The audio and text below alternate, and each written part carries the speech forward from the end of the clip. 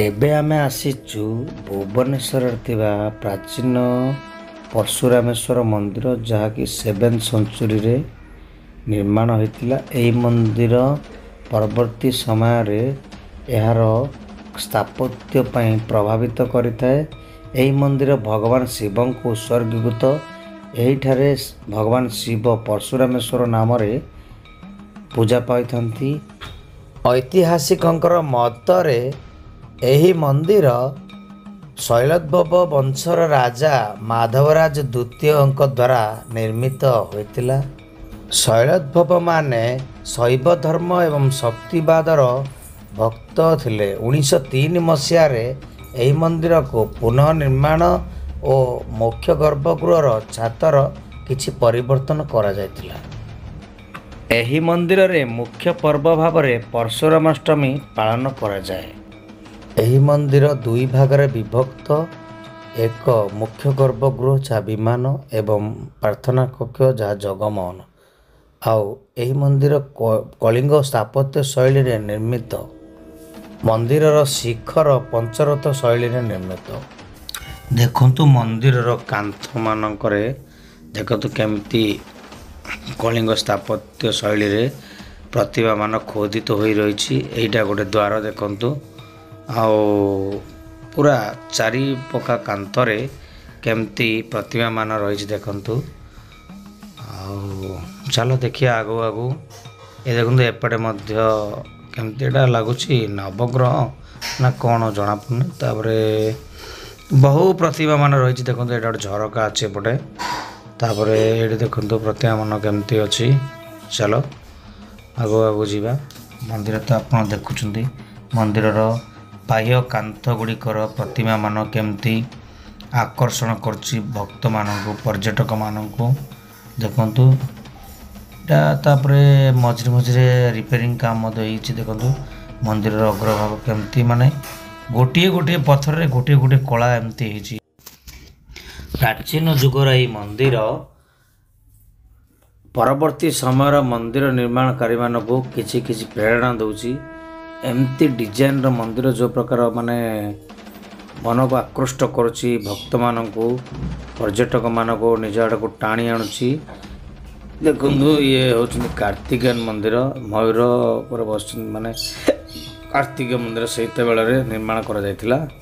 ଆଉ ଭଲ ଲାଗୁଛି। ଆପଣମାନେ ବି ଆସନ୍ତୁ, ଦେଖନ୍ତୁ, ଜାଣନ୍ତୁ ମନ୍ଦିର ପୂର୍ବତନର ମନ୍ଦିର ମାନେ ଏହି ମନ୍ଦିର ପରବର୍ତ୍ତୀ ସମୟରେ କେମିତି ମାନେ ଏହି ମନ୍ଦିରକୁ ଦେଖି ପରବର୍ତ୍ତୀ ସମୟରେ କେମିତି ମନ୍ଦିରମାନ ନିର୍ମାଣ କରାଯାଇଛି ସେତେ ମଧ୍ୟ ଏଥିରୁ ଦେଖିଲେ ଆପଣମାନେ ଜାଣିପାରିବେ ବର୍ତ୍ତମାନର ମନ୍ଦିରର କାରୁକାର୍ଯ୍ୟ, ପୂର୍ବରୁ ମନ୍ଦିରର କାରୁକାର୍ଯ୍ୟ କେମିତି ଥିଲା। ଆଉ ଚାଲନ୍ତୁ ଏହି ମନ୍ଦିରର କାନ୍ଥରେ ତ ଦେଖିବେ ଆପଣ ବହୁ ପ୍ରତିମା ରହିଛି। କେତେ ଗୁଡ଼ିଏ ତ ଭାଙ୍ଗିଗଲାଣି ଆଉ କେତେ ଗୁଡ଼ିଏ ଅଛି। ଆଉ କାଫି ସୁନ୍ଦର ଲାଗୁଛି, ଭଲ ଲାଗୁଛି ଦେଖିବାକୁ। ଆଉ ଆପଣ ଆସିଲେ ଭୁବନେଶ୍ୱର ଆସିଲେ ଯଦି ମନ୍ଦିର ମାଳିନୀ ନଗରୀ ଭୁବନେଶ୍ୱରକୁ ଆସିବେ ମନ୍ଦିରମାନ ଦେଖିବେ। ଦେଖନ୍ତୁ ଗଣେଶ ବାବା ଆଉ ବହୁ ମାନେ ଦେବାଦେବୀ ମଧ୍ୟ କାନ୍ଥରେ ଅଛନ୍ତି ପ୍ରତିମା।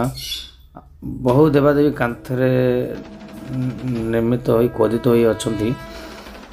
ଆଉ କାଫି ସୁନ୍ଦର ଲାଗୁଛି। କେତେ ପ୍ରତିମା ମଧ୍ୟ ଝଡ଼ିଗଲାଣି। ତାପରେ ଏ ଦେଖନ୍ତୁ ଉପର ଶିଖରର ମାନେ ରଥ ଟାଇପ୍ର ହେଇଛି। ତାପରେ ଏଠି ଦେଖନ୍ତୁ କିଛି କିଛି ମୂର୍ତ୍ତି ମାନ ଦେଖନ୍ତୁ ଏଇଟା। ଆଉ ଭଲ ଲାଗୁଛି। ଆପଣମାନେ ବି ଆସନ୍ତୁ। ଏଇଟା ଗୋଟେ ଦେଖନ୍ତୁ ଦ୍ୱାର। ଦେଖନ୍ତୁ ଦ୍ୱାର, ଏଇଟା ଗୋଟେ ଦ୍ୱାର ଅଛି। ଆଉ ଭଲ ଲାଗୁଛି, କଳା ଶୈଳୀ ସବୁ ଭଲ ଲାଗୁଛି। ଆପଣମାନେ ବି ଆସନ୍ତୁ। ପରଶୁରାମେଶ୍ୱର ମନ୍ଦିର ଦେଖିଲା ପରେ ଆମେ ଏବେ ଏପଟେ ଆସିଲୁ ମନ୍ଦିରମାଳିନୀ ନଗରର ଆଉ କିଛି ଶୈବ ପୀଠ ଦେଖିବାକୁ ଆସିଲୁ। ଚାଲନ୍ତୁ ଦେଖିବା, ଏଠି ମନ୍ଦିର ଦର୍ଶନ କରିବା ଚାଲନ୍ତୁ। ଆଉ ଓମ୍ ନମଃ ଶିବାୟ। ବହୁତ ସୁନ୍ଦର ଲାଗୁଛି ମାନେ ମନ୍ଦିର ମାନଙ୍କୁ ଦେଖିଲେ। ଏପଟେ ଦେଖନ୍ତୁ ପାର୍କ ମାନ କେମିତି ରହିଛି, ପାର୍କ ଟାଇପ୍ର କରିକି ଭଲ ଲାଗୁଛି। ଆଉ ବହୁତ ଲୋକ ମଧ୍ୟ ଏଠିକି ଆସନ୍ତି ବୁଲିବାକୁ, ଆପଣ ଦେଖିପାରୁଥିବେ। ଆଉ ଚାଲନ୍ତୁ ଏଇଟା ଆମର ସାମ୍ନାରେ ଅଛି ମୁକ୍ତେଶ୍ୱର ମନ୍ଦିର।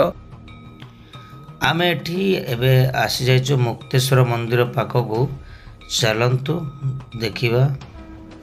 ମୁକ୍ତେଶ୍ୱର ମନ୍ଦିର ପାଖରେ ଥିବା ମାନେ ତଳ ଘେରାରେ ଥିବା ଛୋଟ ଛୋଟ ମନ୍ଦିର ମାନ ରହିଛି। ଆଉ ମୁକ୍ତେଶ୍ୱର ମନ୍ଦିର ଭୁବନେଶ୍ୱରରେ ଅନ୍ୟ ମନ୍ଦିରମାନଙ୍କ ମଧ୍ୟରେ ଦେଖିବାକୁ ଛୋଟ।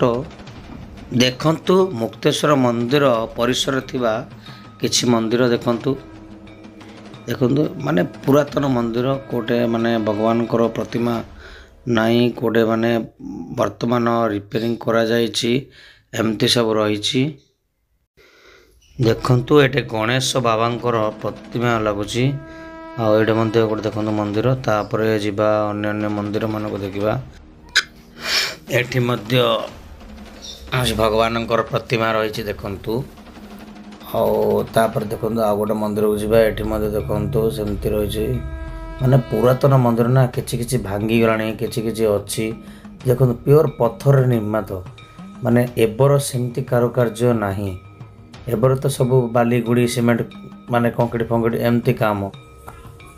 ଆଗେ କ'ଣ ନା ମାନେ ପଥରର ମାନେ କାରୁକାର୍ଯ୍ୟ ମାନେ ଦେଖନ୍ତୁ ପୁରା ଯିଏ ବି କହେ ପଥରରେ ମାନେ ଏମିତି ନିର୍ମିତ ହେଇଛି ପଥରରେ ଏକା। ଦେଖନ୍ତୁ ଭଲ ଲାଗୁଛି, ଆପଣମାନେ ବି ଆସନ୍ତୁ ଦେଖନ୍ତୁ। ଦେଖନ୍ତୁ ବିଭିନ୍ନ ମନ୍ଦିର ମାନ ରହିଛି ଆଉ ଭଲ ଲାଗୁଛି, ସେମିତି କିଛି ନାହିଁ। ଆଉ ଦେଖନ୍ତୁ ବହୁତ ମନ୍ଦିର ଅଛି ଏଠି। ଆଉ ଗୋଟେ ପରେ ଗୋଟେ ପ୍ରତିମା ମାନ ମନ୍ଦିର ମାନଙ୍କର ଅଛି। ବେଶୀ ତ ମାନେ ଭଗବାନ ଶିବଙ୍କର ପ୍ରତିମା ରହିଛି ଏଇଠି ଦେଖନ୍ତୁ। ଏଇଠି ମଧ୍ୟ ମାନେ ପ୍ରତିମାଟା ମାନେ କୁଆଡ଼େ ମାନେ ଇଏ ହେଇଛି, ସେଥିପାଇଁ ଶିବଙ୍କର ଫଟୋ ରଖାଯାଇଛି ଏଠି। ଆଉ ଆଗକୁ ବି ଯିବା, ଚାଲନ୍ତୁ ଦେଖିବା ମନ୍ଦିର ମାନ କେମିତି ରହିଛି କ'ଣ ସବୁ। ଆଉ ଚାଲନ୍ତୁ ଇଆଡ଼େ ଯିବା ଦେଖିବା। ଆଉ ଦେଖନ୍ତୁ ବହୁତ ମନ୍ଦିର ମାନ ରହିଛି, ମାନେ ଆଗେ କେମିତି ଥିଲା। ଏ ଦେଖନ୍ତୁ ଏଇ କୁଣ୍ଡ, ଯାହା କେଦାର ଗୌରୀ ଠାରେ ମଧ୍ୟ ଏପରି କୁଣ୍ଡ ଅଛି। ସେଠି ଯେମିତି ମାରିଚି କୁଣ୍ଡ ଅଛି, ଏଇ ମଧ୍ୟ ସେଇ ମାରିଚି କୁଣ୍ଡ। ଏଠି ସେମିତି ମାନେ ବୁଡ଼ ପକେଇଲେ ସ୍ତ୍ରୀ ଲୋକଙ୍କର ବନ୍ଧ୍ୟାତ୍ୱ ଦୂର ହୁଏ ବୋଲି ମାନାଯାଏ। ଆଉ ମାନେ ଯାହାର କି ଛୁଆ ପିଲା ହେଉନି, ଏଠି ମାନେ ବୁଡ଼ ପକେଇଲେ ତାର ମାନେ ଛୁଆ ପିଲା ହୁଏ ବୋଲି ମାନାଯାଏ ଆମର ହିନ୍ଦୁ ପରମ୍ପରା ଅନୁସାରେ। ଏହିପରି କୁଣ୍ଡ କେଦାରଗୌରୀ ମନ୍ଦିରରେ ମଧ୍ୟ ଅଛି। ଆଉ ଚାଲନ୍ତୁ ଏବେ ଯିବା ପରବର୍ତ୍ତୀ ମନ୍ଦିର। ଏଠି ଗୋଟେ କ'ଣ ଭଗବାନ ଅଛନ୍ତି, ଏଠି ଜଣେ, ଏଠି ଗୋଟେ ଭଗବାନ ଅଛନ୍ତି କ'ଣ ମାନେ ଜଣାପଡ଼ୁନି, ଲାଗୁଛି ଦେବୀ ପୀଠ ଲାଗୁଛି। ଆଉ ଚାଲ ମୁକ୍ତେଶ୍ୱର ମନ୍ଦିର ଭିତରକୁ ଯିବା, ଦର୍ଶନ କରିବା।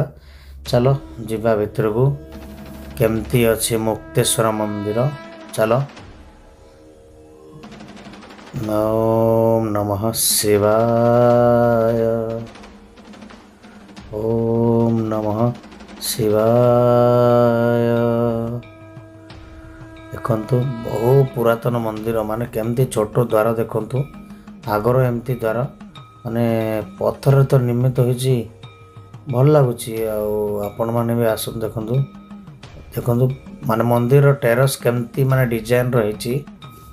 ମନ୍ଦିର ମାନଙ୍କର ଶୈଳୀ ଦେଖିଲେ ମାନେ ଅଲଗା ଲେଭେଲର ଅଛି। ବର୍ତ୍ତମାନର କାରିଗର ମାନେ ଏପରି ମନ୍ଦିରର ଯେଉଁ ଖୋଦିତ ହେଇଛି ସେମିତି କରିପାରିବେ ନାହିଁ।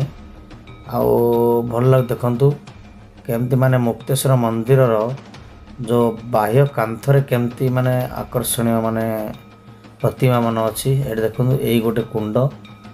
ଆଉ ଚାଲନ୍ତୁ ଆହୁରି ମନ୍ଦିର, ବହୁ ମନ୍ଦିର ଅଛି, ବ୍ରହ୍ମେଶ୍ୱର, ସିଦ୍ଧେଶ୍ୱର, ମାନେ ବିଭିନ୍ନ ମନ୍ଦିର ମାନ ଅଛି। ଦେଖନ୍ତୁ କେତେ ମନ୍ଦିର ଅଛି ଏଠି, ଆପଣମାନେ ଦେଖନ୍ତୁ କେତେ ମନ୍ଦିର ମାନ ଅଛନ୍ତି। ବେଶୀ ଅଧିକାଂଶ ଶୈବ ପୀଠ। ଆସନ୍ତୁ ଆପଣମାନେ ବି ଦର୍ଶନ କରନ୍ତୁ। ଆଉ ଏହି ସ୍ଥାନକୁ କେଉଁମାନେ ଆସିଛନ୍ତି କମେଣ୍ଟରେ କୁହନ୍ତୁ। ଆଉ ଯେଉଁମାନେ ଶିବ ଭକ୍ତ ଭକ୍ତିର ସହିତ ଲେଖନ୍ତୁ ଓମ୍ ନମଃ ଶିବାୟ। ଆଉ ଆମେ ତ ଆସିଲୁ, ଏଇ ଦେଖନ୍ତୁ ଏଇଟା କିଛି ନିୟମ ଭଳି ରହିଛି। ଆମେ ତ ଆସିଲୁ, ଆପଣମାନେ ବି ଆସନ୍ତୁ ଦେଖ। ମିଶିବା ନେକ୍ସଟ ବ୍ଲଗରେ। ଜୟ ହିନ୍ଦ।